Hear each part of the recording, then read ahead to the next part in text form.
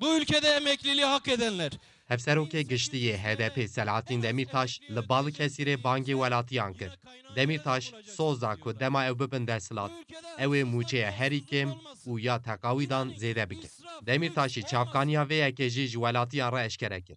1800 TL asgari ücret diyoruz. Em dibêjin 1800 lîre mehaniya herî kêm.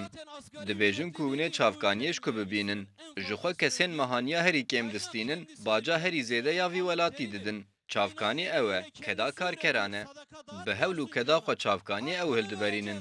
Tu sedeqeyê belav nakî. Em ê mafê we bidin, mafê we. Em ê herî kêm 1800 lîreyî bidin kesên teqawît bûyî. Dema ku em vê yekê dibêjin hûn ê çavkaniyê ji ku bibînin. Bila li vî welatî gendelî û dizî nebe, bawer bikin bila îsraf û lüks nebe, ji bo kesên teqawît bûyî ne 1800 lîre hûn dikarin 3600 jî bidin. Çavkaniya vî welatî xelas nabe. Em li erdnîgarî û li dewleta herî dewlemend dijîn. 1800-3600 TL ödeseniz bile ülkenin kaynağı bitmez.